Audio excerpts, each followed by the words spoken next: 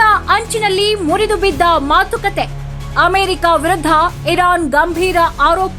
ಪಶ್ಚಿಮ ಏಷ್ಯಾದಲ್ಲಿನ ಸಂಘರ್ಷಕ್ಕೆ ಅಂತ್ಯ ಹಾಡುವ ಸಂಬಂಧ ಅಮೆರಿಕ ಮತ್ತು ಇರಾನ್ ನಡುವೆ ಶನಿವಾರ ನಡೆದಂಥ 21 ಗಂಟೆಗಳ ಸುದೀರ್ಘ ಸಂಧಾನದ ಮಾತುಕತೆ ಮುರಿದು ಬಿದ್ದಿದೆ. ಸಂಧಾನದ ಅಂಚಿನಲ್ಲಿ ಅಮೆರಿಕದಿಂದ ಬದಲಾದ ನೀತಿಯು ಈ ಮಾತುಕತೆ ವೈಫಲ್ಯಕ್ಕೆ ಕಾರಣವಾಗಿದೆ ಎಂದು ಇರಾನ್ ಗಂಭೀರವಾಗಿ ಆರೋಪಿಸಿದೆ. ಈ ಸಂಬಂಧ ಇರಾನ್ನ ವಿದೇಶಾಂಗ ಸಚಿವ ಸೈಯದ್ ಅಬ್ಬಾಸ್ ಅರಾಗ್ಚಿ ಎಕ್ಸ್ನಲ್ಲಿ ಪೋಸ್ಟ್ ಮಾಡಿದ್ದಾರೆ. 47 ವರ್ಷಗಳಲ್ಲಿ ನಡೆದ ಉನ್ನತ ಮಟ್ಟದ ರಾಜತಾಂತ್ರಿಕ ಚರ್ಚೆಯಲ್ಲಿ ಅಮೆರಿಕದೊಂದಿಗಿನ ಯುದ್ಧವನ್ನ ಕೊನೆಗಾಣಿಸುವುದಕ್ಕೆ ಇರಾನ್ ಉತ್ತಮ ನಂಬಿಕೆಯಿಂದ ಭಾಗವಹಿಸಿತ್ತು. ಆದರೆ ಒಪ್ಪಂದಕ್ಕೆ ತೀರಾ ಹತ್ತಿರದಲ್ಲಿದ್ದಾಗ ಅಮೆರಿಕ ಮುಂದಿಟ್ಟಂತಹ ಅತಿಯಾದ ಬೇಡಿಕೆಗಳಿಂದ ಅಡೆತಡೆಗಳನ್ನ ಎದುರಿಸಬೇಕಾಯಿತು ಎಂದಿದ್ದಾರೆ. ಇದರಿಂದ ಯಾವುದೇ ಪಾಠ ಕಲಿತಂತಾಗ್ಲಿಲ್ಲ.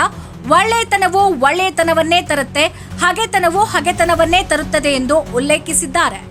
ಪಾಕಿಸ್ತಾನದ ಮಧ್ಯಸ್ಥಿಕೆಯಲ್ಲಿ ನಡೆದ ಮಾತುಕತೆ ಮುರಿದು ಬಿದ್ದಿದೆ. ಇದರಿಂದಾಗಿ ಪಶ್ಚಿಮ ಏಷ್ಯಾದಲ್ಲಿ ಮತ್ತೆ ಸಂಘರ್ಷ ತೀವ್ರಗೊಳ್ಳುವ ಭೀತಿ ಎದುರಾಗ್ತಾ ಇದೆ.